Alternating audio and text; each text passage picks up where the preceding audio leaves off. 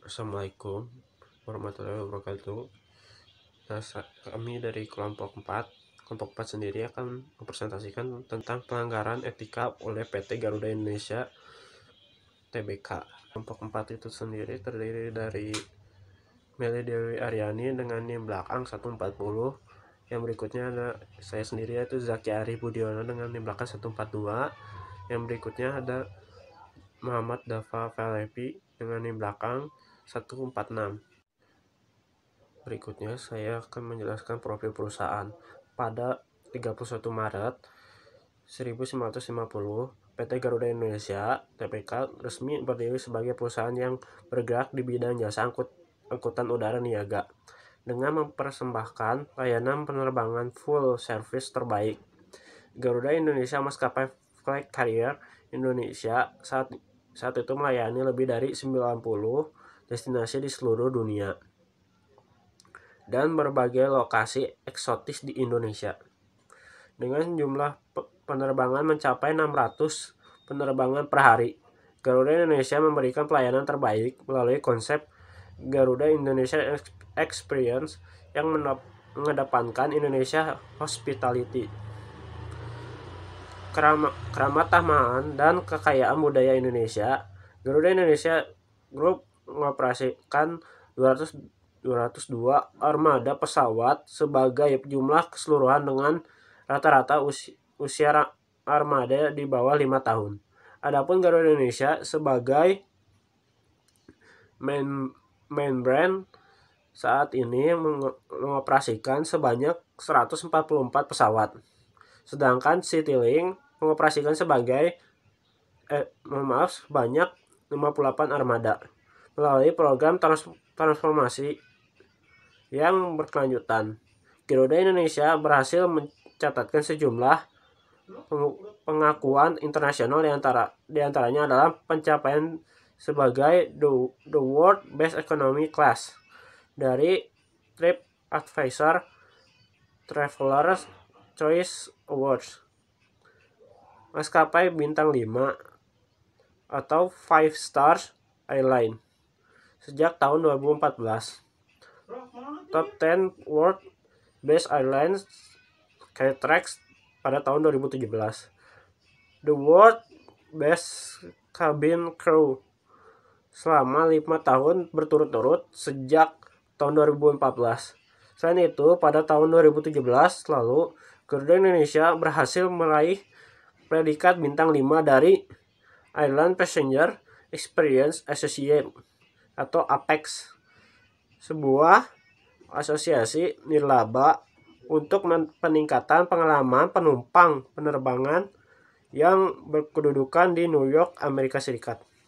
Yang berikutnya yaitu kasus Otoritas Jasa Keuangan menemukan pelanggaran dalam laporan keuangan PT Garuda Indonesia. Pada tahun buku 2018, pelanggaran ini menyeret direksi dan komisaris Garuda Indonesia, akuntan publik, serta kantor akuntan publik atau KAP. Pelanggaran tersebut diantaranya: yang pertama, dalam laporan keuangan tersebut menyebutkan bahwa Garuda Indonesia mencatatkan nilai kerjasama dengan PT Mahata Aero Teknologi atau Mahata senilai 239 juta US dollar atau senilai 3,5 triliun rupiah. Dana tersebut masih bersifat piutang tapi sudah diakui oleh manajemen Garuda Indonesia sebagai pendapatan. Alhasil, pada tahun 2018, maskapai BUMN meraih laba sebesar 5 juta US dollar. Perusahaan Garuda seharusnya mencatatkan kerugian sebesar 213 juta US dollar di tahun 2017, berubah menjadi 5 juta US dollar pada 2018. Yang kedua yaitu, kata Fahri, laporan tahunan maskapai penerbangan ini tidak menjelaskan alasan kenapa dua komisioner Garuda yaitu Khairul Tanjung dan Doni Oskaria menolak menandatangani laporan keuangan tersebut, sehingga hal ini dianggap melanggar aturan OJK. Perusahaan Garuda tidak ditandatangani oleh laporan keuangan ini, tetapi justru tidak dimuat dalam penjelasan laporan tahunan dan tidak dijelaskan pelaksanaannya. Dua kasus tersebut telah melanggar peraturan OJK. Atas hal itu, Garuda Indonesia telah melanggar pasal 69 Undang-Undang Nomor 8 Tahun 1995 tentang pasar modal UU PM, peraturan Bapepam dan LK tentang penyajian dan pengungkapan laporan keuangan emiten dan perusahaan publik. Interpretasi itu standar akuntansi keuangan atau ISAK. 8 tentang penentuan apakah suatu perjanjian mengandung sewa dan pernyataan standar akuntansi keuangan atau PSAK. 30 tentang sewa. Izin memperkenalkan diri, nama saya Meli Dewi Aryani dengan NIM belakang 140. Di sini saya akan melanjutkan presentasi dari teman saya. Di sini ada dalam kasus ini PT Garuda Indonesia sudah melanggar 6 teori etika, yaitu yang pertama ada teori egoisme.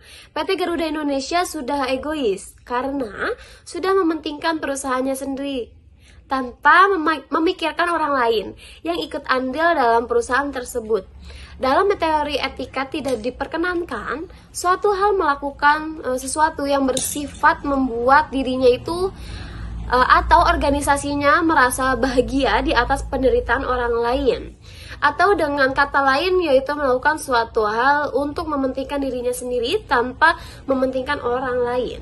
Yang kedua di sini ada teori utilitarisme, yaitu PT Garuda Indonesia jelas sangat melanggar teori ini.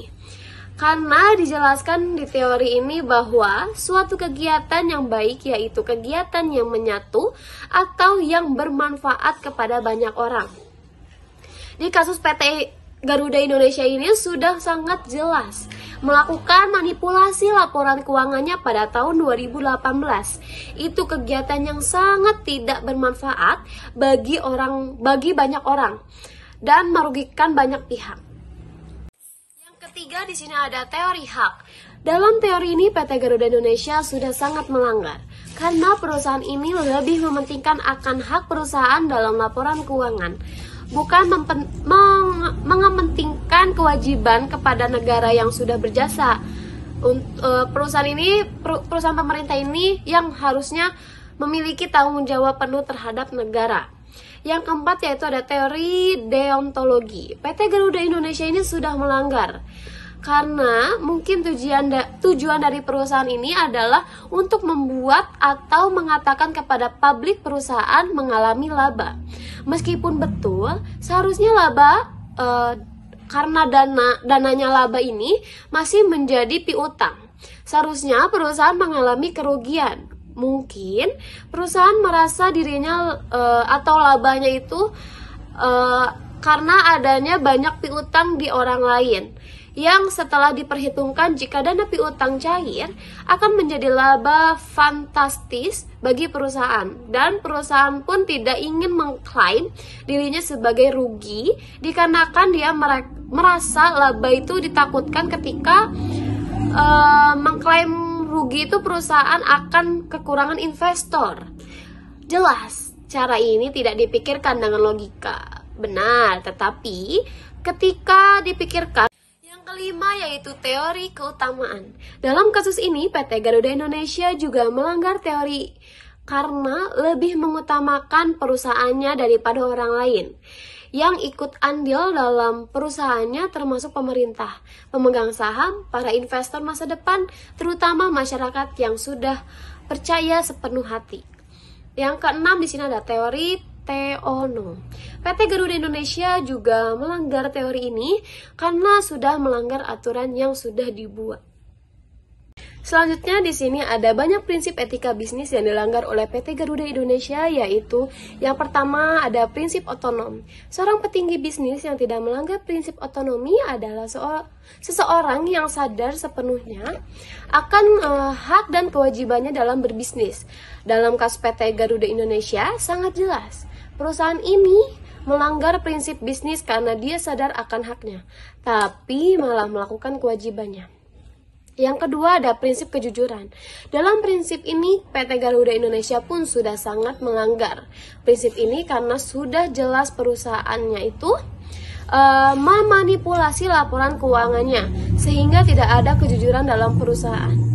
Yang ketiga yaitu ada prinsip keadilan. Prinsip keadilan menuntut agar setiap orang diperlakukan secara sama sesuai dengan aturan yang adil dan sesuai dengan kriteria yang rasional, objektif, dan dapat dipertanggungjawabkan.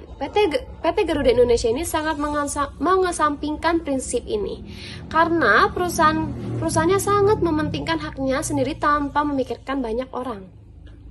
Yang keempat yaitu ada prinsip integritas moral, yaitu pada prinsip ini suatu perusahaan harus mampu menjaga kepercayaan banyak orang yang terkait dengan perusahaannya. Tapi dalam kasus PT Garuda Indonesia ini, Assalamualaikum warahmatullahi wabarakatuh. Nama saya Muhammad Dewa Falepi dengan NIM belakang 146. Di sini saya akan menjelaskan tentang PT Garuda Indonesia yang melanggar 3 jenis norma.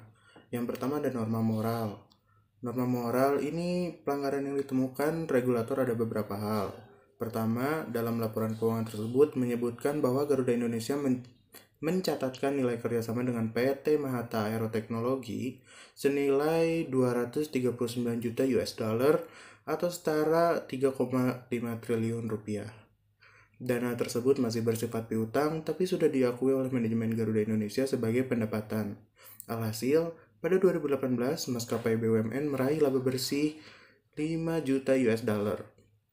Perusahaan Garuda seharusnya mencatatkan kerugian sebesar 213 US dollar di tahun 2017 berubah menjadi laba sebesar 5 juta US dollar pada tahun 2018. Pada pelanggaran pertama ini tidak sesuai dengan norma moral karena PT Garuda tidak jujur dalam mencatatkan laporan keuangannya. Yang kedua ada norma hukum. PT Garuda Indonesia telah melanggar pasal 69 Undang-Undang Nomor 8 Tahun 1995 tentang pasar modal atau UU PM. Peraturan Bapepam dan LK nomor 8.G.7 tentang penyajian dan pengungkapan laporan keuangan emiten dan perusahaan publik.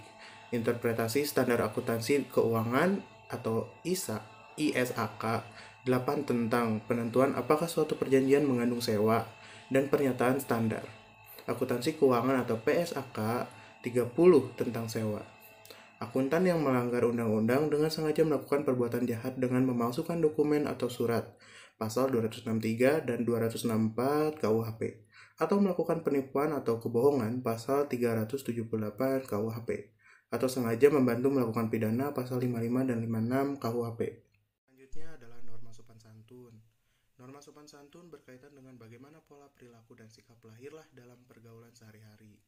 Dalam kasus Garuda Indonesia, terdapat perilaku yang melanggar norma sopan santun, yaitu dua komisaris Garuda, yaitu Khairul Tanjung dan Doni Oskaria, menolak untuk menandatangani laporan keuangan tahunan maskapai Garuda Indonesia dan tidak dimuat dalam laporan tahunan serta tidak dijelaskan pelaksanaannya. Hal tersebut dianggap telah melanggar peraturan OJK. Dalam kasus ini, PT Garuda Indonesia banyak menipu banyak pihak. Dengan laporan keuangan yang dimanipulasinya, pemerintah pun pasti sangat merasa tertipu dengan kasus ini. Karena pemerintah sebagai stakeholder utama dan yang sudah menciptakan perusahaan ini dan malah ditipu oleh perusahaan yang dibuatnya sendiri.